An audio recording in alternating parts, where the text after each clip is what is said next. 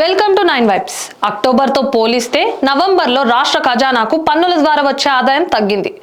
Controller and auditor general కాక్కు రాష్ట్ర ప్రభుత్వం ఈ మేరకు వివరాలు అందించింది. 2023-24 ఆర్థిక సంవత్సరంలో ఇప్పటి వరకు ఆగస్టు నెలలో అత్యధికంగా 12,729 కోట్ల పన్ను రాబడి వచ్చింది. అక్టోబర్లో 10,691 కోట్లు రాగా నవంబర్లో 9,701 కోట్లకు తగ్గింది. ఆర్థిక సంవత్సరం ప్రారంభ నెల అయిన ఏప్రిల్లో 9,698 కోట్ల ఆదాయం వచ్చింది. 2022 నవంబర్లో 10,726 కోట్ల ఆదాయం రాగా ఈ ఏడాది నవంబర్లో మాత్రం రాబడి తగ్గింది. ప్రస్తుత ఆర్థిక సంవత్సరంలో నవంబర్ నెల ముగిసే నాటికి రాష్ట్ర ఖజానాకు పన్నుల రూపంలో వచ్చిన ఆదాయం 87,083 కోట్లు. బడ్జెట్ అంచనా అయిన 1,52,499 కోట్లలో ఇది 57% పైగా ఉంది.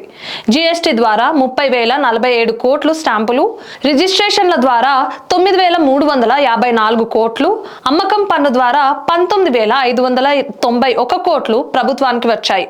ఎక్సైజ్ పన్నుల ద్వారా 14,607 కోట్లు, కేంద్ర పన్నుల్లో రాష్ట్ర వాటాగా 8,177 కోట్లు సమకూరాయి. ఇతర పన్నుల రూపంలో మరో 5,304 కోట్లు ఖజానాకు చేరాయి.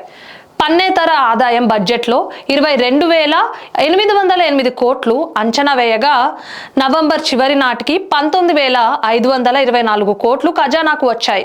8 నెలల్లో వచ్చిన రెవెన్యూ రాబడుల మొత్తం 1,11,141 కోట్లు. బడ్జెట్లో అంచనా వేసిన 2,16,566 కోట్లలో ఇది 51% పైగా ఉంది. ఈ ఆర్థిక సంవత్సరంలో రాష్ట్ర ప్రభుత్వం రుణాల ద్వారా ఇప్పటి వరకు 38,151 కోట్లు సమకూర్చింది. నవంబర్ వరకు ఖజానాకు చేరిన నిధుల మొత్తం 1,49,316 కోట్లు.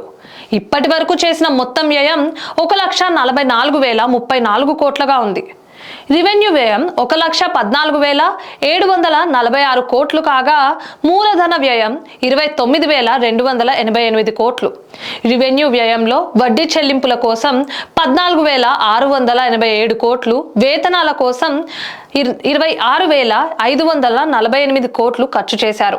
పెన్షన్ల కోసం 11,316 కోట్లు, రాయితీలపై 6,156 కోట్లు వ్యయం చేశారు. నవంబర్ నెలాఖరు వరకు సాధారణ రంగంపై 35,925 కోట్లు, సామాజిక రంగంపై 44,108 కోట్లు, ఆర్థిక రంగంపై 64,000 కోట్లను ప్రభుత్వం ఖర్చు చేసింది. 36,004 కోట్ల రెవెన్యూ లోటు, 38,151 కోట్ల ఆర్థిక లోటు ఉన్నట్లు సర్కార్ పేర్కొంది. ఇలాంటి మరిన్ని అప్డేట్స్ కోసం స్టే ట్యూన్ టు 9 వైబ్స్.